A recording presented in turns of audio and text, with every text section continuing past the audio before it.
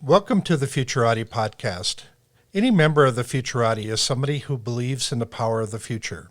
We know there's a better world ahead, and we indeed have the power to make it so.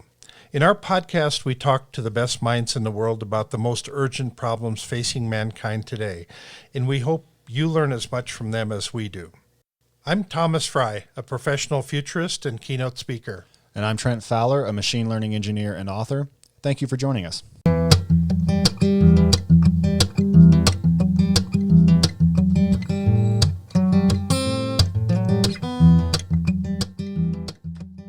Today we are joined by Colin Hoy, who is a friend of mine. We've known each other since 2007 or 2008, something like that. We both went to school in Arkansas, and Colin has now gone on to become a Ph.D. candidate in neuroscience. So fascinating stuff, very relevant to emerging trends and emerging technology. So Colin, why don't you start off by just giving us a 1 or 2 minute overview of your research and what's brought you to where you're at now?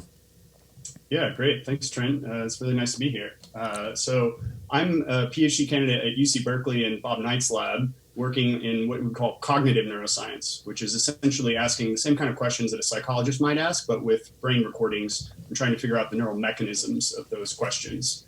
And so I have a range of projects. The main ones would fall under the umbrella of what you might call cognitive control, which is sort of the group of processes by which you might try and choose actions in order to achieve your goals. And then the control loop might be something like, well, how do I choose this action? So some decision making, and then the feedback component of learning to close that loop and improve from your mistakes and do better the next time.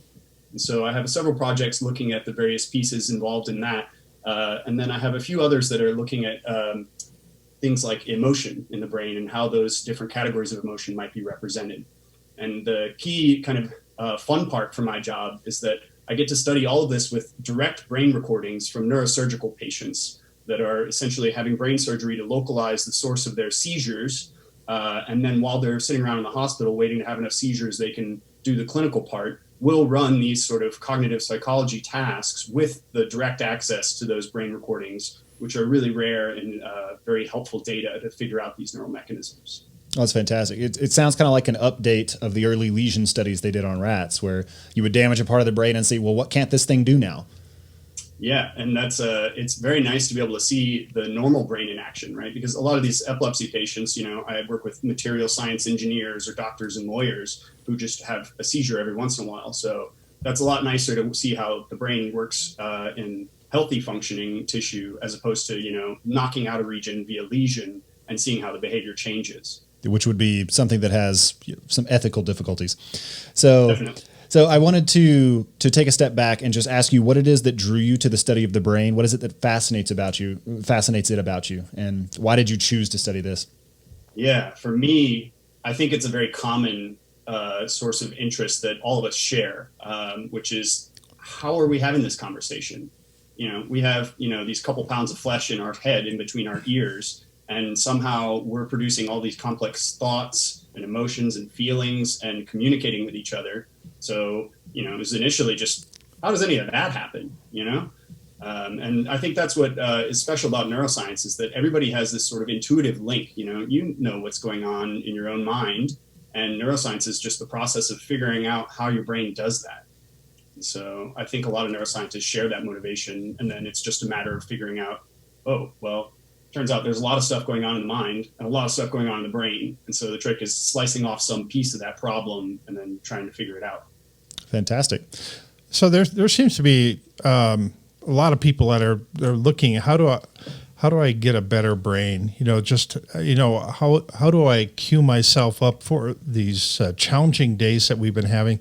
And so how do I, psych myself up? Is there some drugs I can take? Is there something I can put on my head? Is there, how do I get a better night's sleep? All of these things, people are looking for some advantage. Everybody has this secret desire to be smarter than the average person out there. And so you have all the secrets now, right?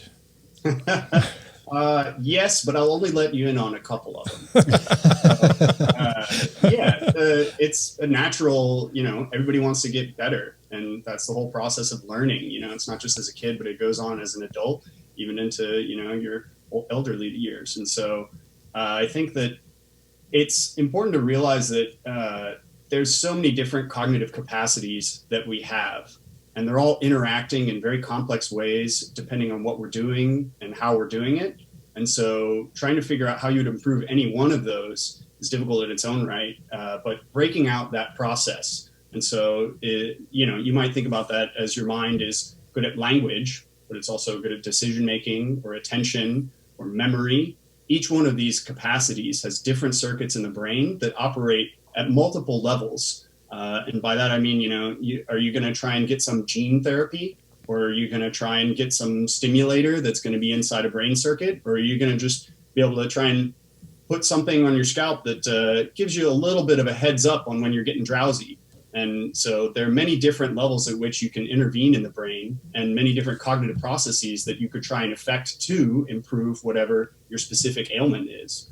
And so it's a really complicated space on the mental side and the brain side. And trying to figure out what exactly your problem is going to have a lot to do with how you might improve it. So I get into a lot of talks on the future of education, and we've been speculating on if all the things were done correctly, and that we might be able to learn, 2 times faster, 4 times faster, maybe even more so. Is that indeed possible? And because I have a lot of people who throw cold water on that right away. Right. Yeah. I think I want to say that you can definitely use neuroscience to improve learning, but it's not going to be simple, and it's probably only going to work in limited domains. And so by that, I mean that you might not be able to sort of just zap a certain piece of information into your brain. That's, science fiction at this point and very far off, if ever possible. But you might be able to get some biomarkers of attention. And then if you could provide some neurofeedback in real time when your attention is fluctuating, then you could let somebody know, hey, your attention's flagging right now. You're probably not going to be learning very well, right? And so if we have some brain rhythms that we can associate with good learning states, then maybe we can let you know where you are relative to the best learning states. And, you could at least avoid periods where, realistically, I'm out of it. I'm not going to learn a darn thing right now. Yeah. So some of the things I talk about is this idea of an AI teacher bot that actually becomes intimately involved with you, that it's interacting with you all day long and queuing up courses and learning modules and things like that, knowing exactly what state of mind you're in at any given moment in time. And then so it cues in on what you're interested in, what your current skills are, where you're deficient, and how to bring you up to speed on that. Is that indeed possible in your way of thinking? I think that there are versions of that would work. And so, again, it probably depends on exactly what you're trying to learn. And again, the neuroscience mechanisms of learning are different for different types of skills. So motor learning for shooting a free throw or getting your putt down are going to involve very different brain circuits than episodic memory, which involves sort of declarative facts or your personal memories. And so depending on exactly what you're trying to learn, that will change the brain circuit, and the mechanisms of that brain circuit would change how you would try and intervene there. And so I think that probably right now, we're going to get more leverage out of putting you in an optimal learning state rather than trying to manipulate your brain activity directly. Right. And so you might be able to say, okay, we can show that you're going to learn this pretty well right now. But turns out that after about an hour, you're dropping off and we should stop and take a break. Right. So right. I think, you can optimize the learning process, maybe using some markers of various brain states. But, reading and writing information into the brain directly, I think, is going to be harder. So maybe more curating the learning process is a more realistic goal. Okay. So you talked about possibly stimulating regions of the brain associated with different kinds of activities. And one attempt to do this that's made headlines recently is Elon Musk's company Neuralink. And I have friends who say that it will never be possible to transmit thoughts between brains using a technology like Neuralink. So let's call that 0 on the optimism scale. And then Elon Musk went on Joe Rogan's podcast and said that in 5 years, we won't even be using language anymore. Call that a 10 on the optimism scale. Where do you fall on this scale? And what do you think are the pros and cons of this approach to neurotechnology? Right. So 0 to 10 is hard for me because I have this annoying scientist knack where I want to sort of qualify a lot of things. And so I think it depends on the context. And again, the brain regions and types of information is going to determine your answer here. So simple information, like just sensory inputs, putting a sound wave into somebody's brain, you can already sort of do that with cochlear implants. And in fact, there's now a visual prosthetic that came out of Baylor where they're putting a grid of electrodes on your visual cortex and stimulating in ways that will give blind people the ability to see shapes and locations. So writing in some sensory information, just basic sensory stuff, that's definitely possible. And the same thing's true for simple outputs, motor outputs. The brain-machine interface field is now getting some very nice results where you can read out whatever the motor cortex is trying to do, even if someone's quadriplegic and those signals can't make it down their spinal cord to whatever muscles are supposed to act, but hook that up to a robotic arm. And I saw a very great video from Caltech where they were able to give this quadriplegic man the ability to pick up and drink his own beer. That was what he wanted, and that was very possible. And so, that kind of thing, which would be simpler information, inputs and outputs from a sensory or a motor side, I think those are very possible. They're already happening, and neurotechnology advances are moving very quickly and will improve our ability to do so.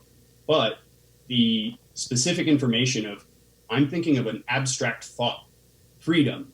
I want to transmit the thought freedom to you.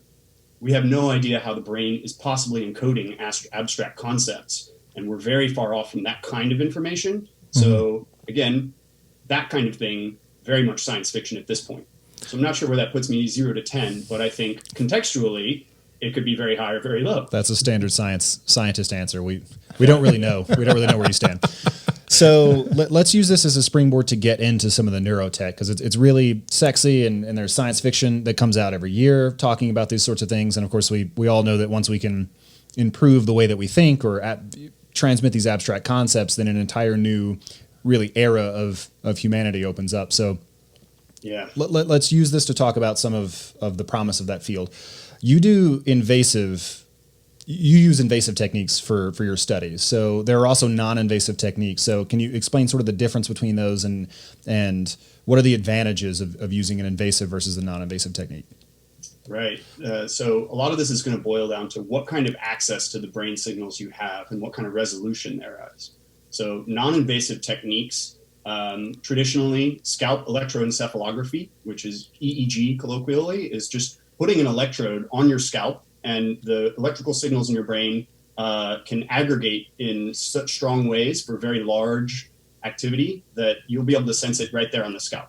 And scalp EEG has been very useful. And functional MRI, which is essentially looking at oxygen level changes in the brain. So if one brain region, you move your arm, the motor cortex uses up the oxygen resources, and then there's a flood of new oxygen. And so fMRI is another common non-invasive technique. The differences are going to be in the resolution, both in space and time. So EEG is electrical activity, which moves very quickly, but having those electrodes on your scalp, you can't tell very well where in the brain it's coming from. So you have temporal resolution, but not spatial. Whereas fMRI, you can see very nicely where in the brain is using those oxygen resources, but because it's not directly neural activity, it's only the resources flooding in afterwards, it's very poor temporal resolution. Versus invasive neurotechnology, if I put an electrode in your brain, then the local activity there is very spatially confined, and I get the electrical time resolution. And so I have both high spatial and temporal resolution. And that makes all the difference in being able to co-localize both in space and time, and be able to see different frequency patterns in the brain as well. We know that different wavelengths, different frequencies open up different communication channels between brain regions, which is, if you hear something like theta or alpha, these are terms that refer to how fast a brain communication frequency is. And those are faster than fMRI could pick up.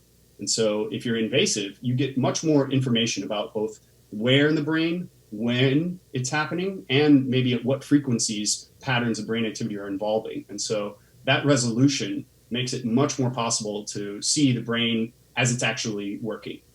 So it's sort of a granularity issue with something like a scalp EEG. You see the lights flashing in the distance, but it's really hard to make out anything at a finer scale than that. Right. So, and again, this is really going to matter kind of what cognitive capacities are we talking about? A memory of a specific person. You know, there's a famous paper where they were looking for the quote unquote Jennifer Aniston cells in the hippocampus, which is one of the main memory regions in the brain. And they were finding individual neurons would fire for specifically Jennifer Aniston, meaning if you showed a picture of her, if you showed her name printed, or if you played her name out loud, audio. And so it's the concept of Jennifer Aniston is represented by a single cell, or probably a very small subset of cells. That shows you that if you're interested in the memory of a specific concept, you're going to need very high resolution in space and time to be able to pick that signal up. Whereas if you're just looking for when am I clenching my fist, right? That's a much bigger chunk of the motor part of the brain, and it's just a bigger, larger signal. And so you could probably pick that up just with a non-invasive technique. So I'm pretty interested in this Jennifer Aniston subset of neurons now. I'd never heard of this. So it seems to harken back to some of the comments you made earlier about encoding in the brain. So do you happen to know, did they look for activation of the same neurons when the word woman was written out or actress was written out? Because, I mean, obviously there can't be a neuron for every person you know. So these neurons have to be used in different organizational circuits. So did they test that at all? Yeah, there's a lot of caveats to this experiment, and it gets misinterpreted a lot of the time. The main finding there was essentially that they're with quote unquote concept cells. A single cell will respond to something that's semantically invariant, which means that essentially the important part was that whenever you showed a picture of Jennifer Aniston, so visual input, or played her name out loud, so an auditory input, it was still firing for that concept, but it wouldn't fire for Brad Pitt, or it wouldn't fire for the word actress, right? So it was specific to that concept. That was the important finding. The people kind of ran away with it and they said, oh, well, this could be the grandmother cell concept, which means that if your concept of your grandmother is represented by one cell in the brain, what happens if that cell dies? Do you not remember your grandmother anymore? Presumably not. And yeah, but that's not the case, right? That was an overinterpretation. And that's probably a limit of, in humans, we were only able to record from a couple cells at a time. So we could pick up this Jennifer Aniston cell, but there could have been, say, a few dozen more cells also responding to Jennifer Aniston specifically, but it wasn't a single cell kind of coding scheme. I wish I would have known this a long time ago. I could have used the Jennifer Aniston excuse. Yeah, I couldn't learn organic chemistry because Jennifer Aniston kept getting in the way. Yeah. Well, this is actually another caveat that is less well known about that experiment, which is it was conducted at UCLA, and the patient they were recording that neuron from knew Jennifer Aniston personally. Oh, interesting. And so there's a key difference between, my favorite actress, and essentially that difference is that she's very familiar with that person, which means she probably had more cells that were encoding that particular concept or person or things related to that person. Whereas, if somebody barely knows who Jennifer Aniston is, they probably have very few cells that are going to encode the concept of Jennifer Aniston. And so, people get carried away with the interpretation there, not realizing that that was somebody that was very important to the patient. Interesting. So given that you work with these invasive techniques, could you tell us a little bit about the state of the art? So I know that for a long time, brain implants were very tricky because you're putting aluminum and plastic into a wet organic substrate and it doesn't tend to respond very well. So has that advanced considerably? Are we going to see the day when it's relatively common to have brain implants?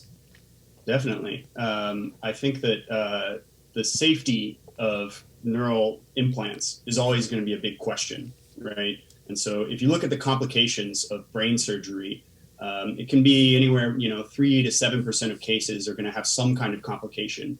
And that could be that, when you're implanting the electrode, you nick a vein, and there's some bleeding, which can be dangerous, or maybe an infection after you've implanted it after a while. So, you need to take brain surgery very seriously. And that's why, so if you look outside of clinical conditions that would have a medical indication for neurosurgery, one of the earliest adopters would probably be gamers, right? If they could just get an electrode in their motor cortex and shave off a couple milliseconds of their reaction time to that click or that button press, they would be ecstatic, right? That's going to win them money in tournaments. But it's not a medical necessity, right? So you do need to keep in mind that these invasive techniques are dangerous. There's risk involved, and they're pretty well tolerated these days. But that's always going to be a caveat.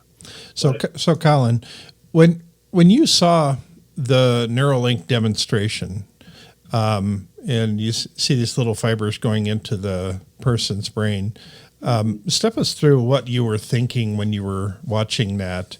Were you cringing? Were you clawing your eyes out, saying this is all fake? Or it depends on the context. Okay.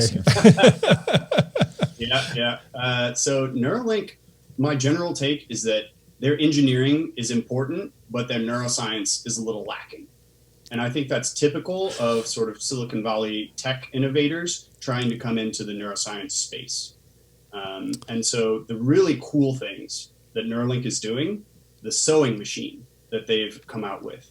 So let's talk a little bit about what these implants actually are. They typically come in a couple of varieties. One is a depth electrode that looks a little bit like a pencil, except it's maybe a millimeter thick. And they will put a little tiny burr hole, maybe a couple millimeters wide in your skull. And then they can just use a stereotactic frame, which gives you kind of an X, Y, Z coordinate system. And they'll drop that sort of thin, long electrode down to a target that they're trying to record from. And so this, as you said, depends on the material, right? If it's something like metal, plastic, something like that, the brain doesn't like that very much, right? And so the sewing machine that Neuralink has come up with doesn't have these sort of millimeter wide, sort of thickish implants. It has a little tiny thread with little electrodes embedded on it. And so that means that the sewing machine just goes whoop, whoop, whoop, and implants several of those threads, which are much smaller, meaning they're better tolerated by the brain, and the brain's not going to swell up, it's not going to object, there aren't going to be as many cells dying. And so that's going to let you put in a lot more electrodes, which means, you're more likely to pick up the cells you're looking for, and you could keep it in the brain for longer. So that, I think, is going to be a big advance. And one of the big problems with neurotech, particularly invasive neurotech, is getting over regulatory burdens to have that actually available to patients. There's typically a relatively small market as far as the medical community goes. And so there's not as much money to be made and a lot of regulatory burden and expensive R&D to get neurotech to the patients.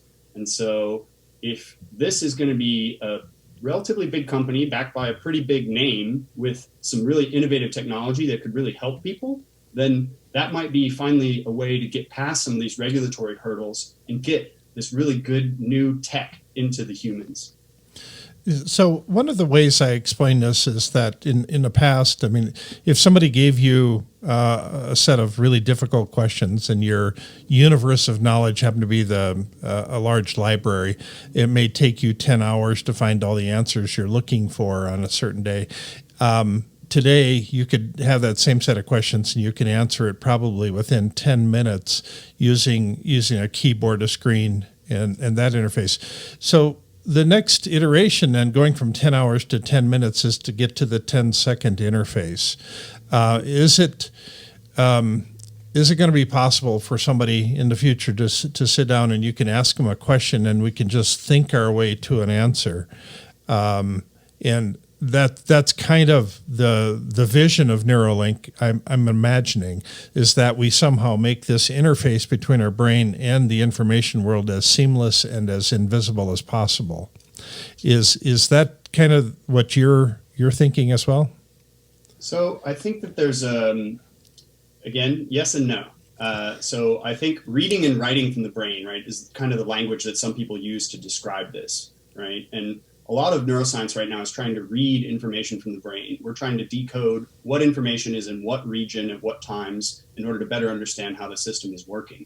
Writing is much more difficult because you need to understand what the code in the brain is in order to write it in properly. And so I'll answer the Neuralink part by analogy to another neurotech company called Kernel. They were a little bit earlier in this space, but they were starting out trying to do the same thing. When they came to Berkeley to talk to the neuroscientists, their pitch, their kind of end goal was essentially, well, we know that the hippocampus is this very important region for memory. If you lose your hippocampus, you get this famous lesion patient, HM, who could form no new memories and couldn't remember anything for more than 9 seconds. So if we know that the hippocampus is so important, then let's try and read all of the inputs into the hippocampus and all of the outputs. If we understand the input-output relationship, then why can't we just replace the hippocampus with an artificial one? And, why not just go a step farther and make you even better hippocampi?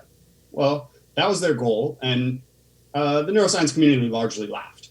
That is, at this point, very much science fiction, because we really don't understand how the hippocampus does the input-output transformation, much less trying to be able to replicate it in a piece of technology, much less try and get that integrated into the brain in a living human. So the way that the brain works in terms of memory and the mechanisms for encoding and retrieving that information are one of these neuroscience questions that's very much more difficult. But again, if we go back to something that's a little bit of a simpler code, just inputs and outputs for the sensory or the motor regions, those we have a better idea. Neuroscience has made more progress. And so you might be able to kind of insert some information in a more efficient or extract it in a more efficient manner. But again, that's kind of just what you can see, touch, feel, smell, those kinds of things, rather than real information. And I suspect what you're talking about with, I just want to type into my neural interface keyboard, you'd probably be searching for some kind of semantic information, which again goes to the hippocampus and this much more complex code we don't understand. So is it actually necessary for us to understand in a great deal of detail the way that the hippocampus encodes this information? And I'm struggling to sort of put it into words, but I'm imagining you use Neuralink technology, for example, to map all the inputs and all the outputs and then treat the hippocampus as a black box where you don't really care so much what the transformations are like. You're not interested in creating an isomorphic set of transformations. Maybe you just train a deep learning system to take the same inputs and generate the same outputs, but more quickly. Mm-hmm. Is that a plausible sort of thing? The trick with that, though, is that you still have to interface with the existing tissue, right? All of the cortex that goes into the hippocampus, you have to be able to efficiently acquire the information that is being thrown into the hippocampus, get it into your black box. And you have to know exactly how the hippocampus sends information out to the output circuits. So even if you didn't need to understand the hippocampus itself, you have to understand how it relates to the input structures and the output structures, which is still a very large neuroscience challenge. Sure. But wouldn't it just be a matter of recording the firing patterns? So the information going into it, so that's just a matter of cataloging the neurons that are interfacing with the hippocampus and firing into it, and then looking at the ones that are firing out of it. Do I have that right? That's true, but the key piece here is the physiology of how do you connect to those. So, our electrical recordings from the brain are picking up sort of individual spikes, which would be an individual neuron sending one bit of information.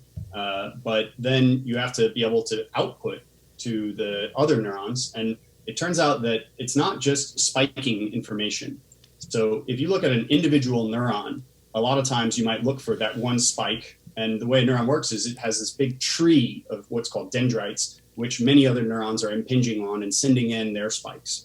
But the dendrites are actually their own computational devices. And there's a really nice, interesting field of the analog computations that are going in and the summations of all of the inputs in these dendrites. And you need to get enough of those to sum in order for this neuron to decide that, okay, it's time for me to fire my one output spike.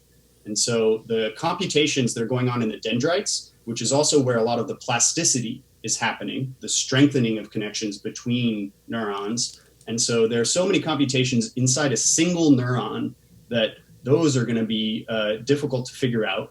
And you can imagine that, this one neuron, how are you going to be able to affect all of the different synapses or contact points between neurons, get all of those analog computations down, and then get the correct outputs to all of the other neurons and all of those dendrites. And so the complication is much more a larger scale problem than just this one neuron and its spikes, or this group of neurons and its spikes. And you have all this wetware, right, where you have all these different proteins and all these different transformations, so that it's really difficult to try and interface with biology. It also sounds like there's a huge difficulty in understanding how the representations work. And I am sort of curious to go back to the Neuralink question of recording information happening in the brain and ideally stimulating a pattern of outputs that you want to see, which would correspond to better attention or what have you. So how is it that we know that those representations are consistent enough across people to engineer the output that we want to see? Yeah, and is it possible to make everybody we look at look like Jennifer Aniston? Let's hope your wife doesn't listen to this podcast. Right. Yeah. Let's go back to that visual prosthesis, which is just going to stimulate the right neural inputs for that representation. So I think, again, we're talking about a relatively narrow set of representations in the brain right now, which are essentially semantic knowledge, which is hippocampal dependent. You do have other forms of knowledge. Again, an easy one is like the motor domains that you have. Once you learn how to ride a bike, you don't forget. And that information is stored in the striatum, not the hippocampus. So I think that there are lots of other neural engineering challenges that are probably going to be more useful for something like Neuralink rather than inputs and outputs of conceptual knowledge. And that's because, as you say, we really don't understand the representational code of a concept in the brain. That's very distributed. The one Jennifer Aniston neuron is probably just a little slice of the story, right? And so there might be a few other neurons involved. And then also, we know that over time, the hippocampus transmits the long-term storage of those concepts somewhere in the cortex. So I mentioned before that famous patient HM, who had no hippocampi. Both of them were taken out for an epilepsy surgery and then could not form new memories, could only hold things in mind for a few seconds. Patient still remembered everything most things from prior to the surgery. And that's because the memories were not stored in the hippocampus. The ones that had been around just long enough had already been brought out to the cortex and stored in a very distributed pattern across different brain regions, depending on the type of information. And so that suggests that it's not as simple as the one Jennifer Aniston neuron. There's a much more complex process of memory storage where it's initially dependent on the hippocampus to encode that information, but then the actual storage or the representation also involves this very distributed pattern in the cortex. And so that code is something that we really don't understand very well, particularly for abstract concepts and knowledge. Yeah, so you keep using this word code, and I'm interested in what the state of the art is in trying to parse the encodings for these sorts of concepts. So presumably some effort has been made to understand the machine language of the brain, I guess, for lack of a better term. What's that like? Does that interface with your work at all? So I'm pretty distant from that. And so maybe here it's also helpful to outline a little bit of the field of neuroscience in terms of its organization. And one dimension common there is the level of analysis, meaning the very top level would be sort of cognitive neuroscience, where I am. And again, there you're dealing with entire brain regions, which have millions of neurons, and trying to relate those to behaviors and complex thoughts. But then if you want to get more mechanistic, you go down a level to what might be called systems neuroscience. And that's looking at circuits of maybe a few hundred cells. And you can go down even a step farther to the cellular molecular level, where you might look within a single cell, so subcellular, and you want to look at, say, one synapse, which is where two neurons have contacted each other. That's where you have all these ion channels and neurotransmitters that are relaying the information between those two neurons. And so that's where a lot of the computation happens in the brain, because those synapses and how they're constructed are where a lot of knowledge is maintained. Because if you think about how a computer might store something, it would have connections between elements. And here, the analogy would be a neuron is an element. And strengthening the connections for this pattern or this combination of neurons is held at those synapses with how strong is this synapse? How strong is when neuron A fires? How likely is it neuron B is also going to fire? And you'll see that change across development. We start out as a kid with many, many more connections than we need. And there's a big pruning stage where you get rid of a lot of synapses. And then you get more efficient networks that are representing. But as you learn something, that's where the plasticity is happening. A certain concept represented by this network of cells, those synapses between those cells are going to get stronger and stronger. And then when you get reactivating that network, days, months, years later, that's when that network of synapses that were strengthened when that initial piece of information was encoded are going to get reactivated. And because they're so strong, that network will come back online and you'll get back that piece of information that you encoded in the network. So is the thinking that a concept like justice or even just basic arithmetic, 2 + 2 = 4, is the view that it's just stored as a consistent activation pattern across these different circuits? That is it the kind of thing you could describe mathematically? Yeah. So a lot of it is going to be in this distributed network of neurons and the strength of their specific connections. And also, you need to be able to inhibit some networks. So you can imagine if you have a network that encodes the concept of justice, you have a separate network that encodes peace. Those two things are pretty similar. And so you need to be able to have those things close enough that you can relate them. But also, when you recall one, you don't want to immediately recall the other one. And so they have to be distinct enough. And so this is referred to as pattern separation. And so you need to be careful with how you encode these patterns and how that plasticity is working. And so it's very complicated sort of set of mechanisms that involve a lot of the biology building up these synapses and tearing them down and remodeling them constantly. So the question that comes to mind for me is that we've figured out how to sequence our genes and how to kind of reverse engineer how we work genetically. Wouldn't it be possible to do something similar to the human brain and to kind of reverse engineer the human brain to figure out how, and I'm assuming that each of us works differently. So, so that we would have some sort of a deconstruction process that's unique to each of us. That problem is definitely, the dream. But the issue with neuroscience is that it's so interdisciplinary because it has these multiple levels at which you need to understand something. Again, the sort of genetics are just the basis. Those are going to be some of the molecules that you need to have access to build a circuit. And we do know that some of those genes are going to be very causal. So there's a few genes that have been identified in psychiatry where if you have that gene, you're going to end up with this disorder like Fragile X or Rett syndrome.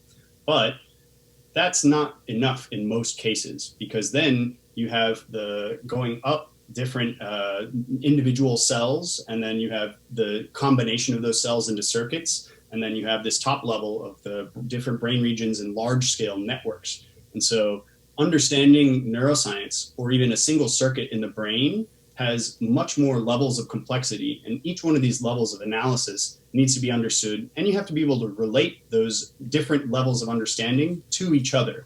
And so it's inherently an interdisciplinary and harder problem to solve, to figure out how the genome is then being expressed and then how that is unfolding over time in a particular person's brain in order to understand one particular circuit or function. Okay. Now, we're making really good progress on being able to use the human brain as an interface device for managing a prosthetic limb, as an example. So I guess I'm thinking through this whole idea of additional capabilities that we'll have with our brain over the coming decade or the next couple decades. Are there some things that you think are like the Holy Grail that's just hanging out there, that's the low-hanging fruit that we'll be able to do this very soon? Well, the things that I'm actually thinking about, so I'm pretty late in my PhD and I'm considering where to go in a postdoc. And part of what I want to do there is stay in this invasive neurotechnology, because I think that's where the most promising opportunities are. And so the things that I'm thinking about are stimulators to help alleviate mostly dysfunction.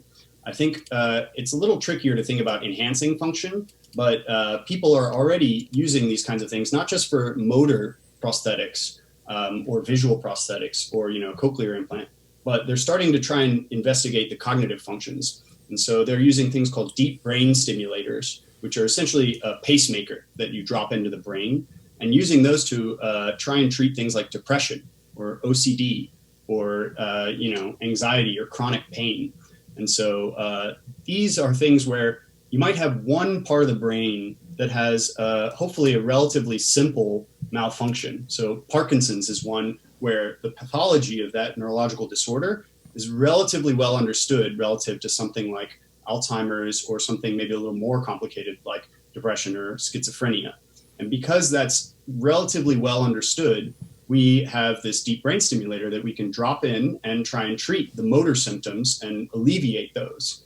And so I think if you can slice off the right problems of neuroscience, the ones where we have enough understanding and the technology is able to address the mechanism that we've identified, those are going to be quite useful applications. And so these neurological and psychiatric disorders, I think, are the next frontier, more so than, say, enhancing other versions of cognitive functions.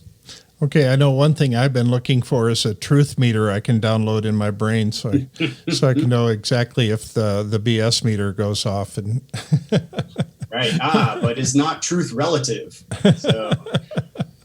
Yeah. Well, I think what you would look for there is just indications that a person believes themselves to be being deceitful. It's not what is actually true. It's just, do you think this is true, or are you clearly saying something that you think is not true?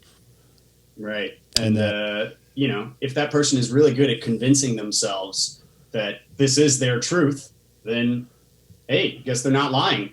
That's true. My dad always said, if you believe it, it's not a lie. That wasn't great advice. So that's actually a beautiful segue into the field of neuroethics. And neuroscience was the first half of what I wanted to talk about. Neuroethics was the second half. So you sent me some documents in preparation for this interview, but I'm still not really clear on what your role in neuroethics is. So is it just something you think about or read about, or are you are you competing for grants to write papers about it? So right now, I'd say my involvement in neuroethics is pretty peripheral, but it's definitely something that I've come across in my career working with these patients. So I got into this trying to consent these patients to a neurosurgical procedure.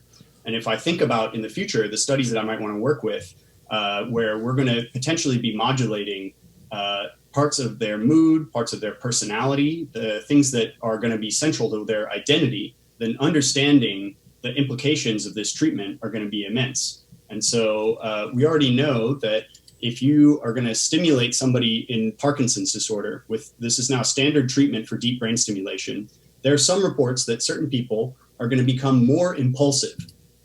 That's potentially something you could consider a personality trait, enough that your family or your spouse might notice those changes in you. And so if you're going to sign up for this treatment for your Parkinson's to try and help your movement symptoms, how much do they need to know about how that might also change their personality traits? Because again, we aren't totally certain how the brain is going to work and what the stimulation is actually going to do. And so that starts to pose some very serious questions. For example, now people are using these stimulators to try and treat depression in clinical trials. And as an anecdote, I heard from a clinician that you try and talk to them about what their experience is when you're trying to treat their depression. And it's working, right? So their mood is improving, but now the stimulator controls their mood to some degree.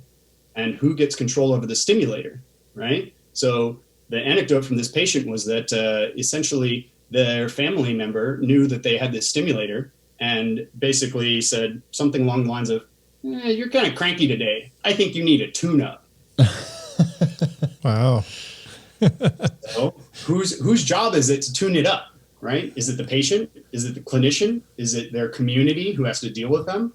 And so, thinking about these issues that are going to be coming up now and much more so in the future is kind of what got me into the neuroethics of all this.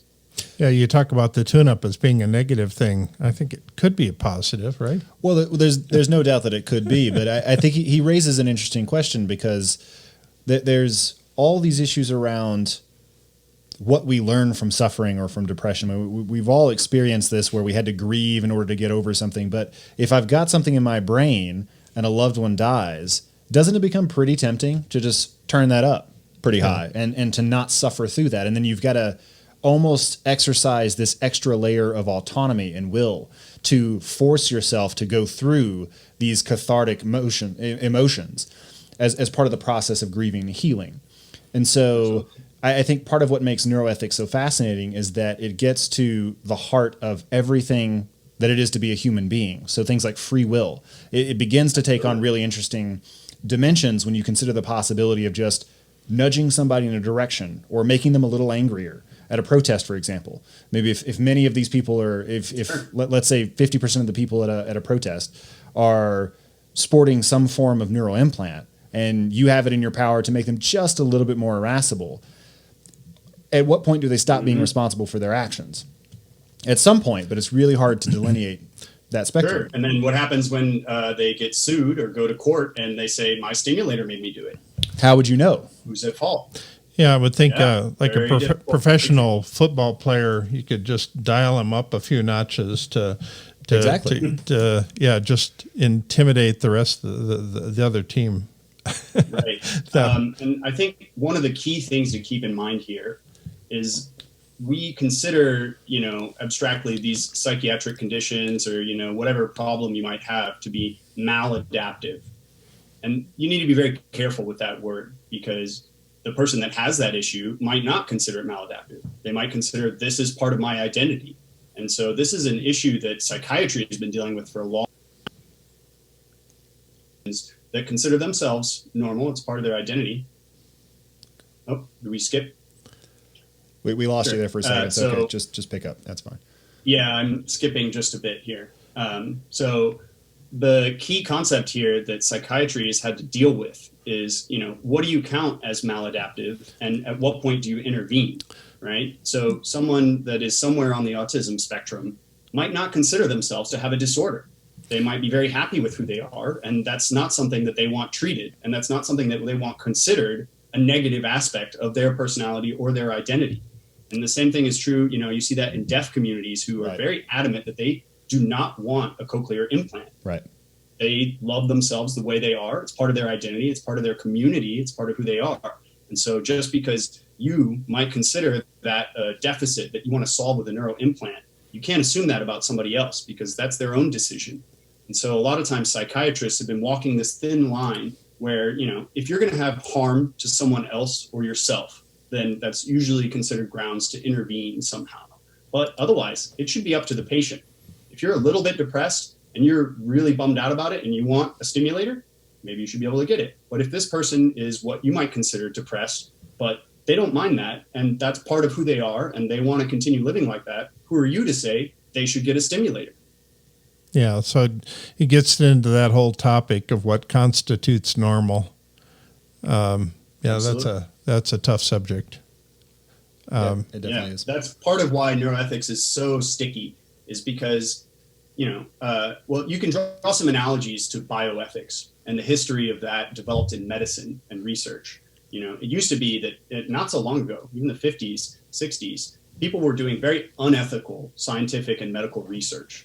And there were some very famous examples that really spurred the community to implement some regulations, some laws, and to incorporate ethics into medicine and biomedical research.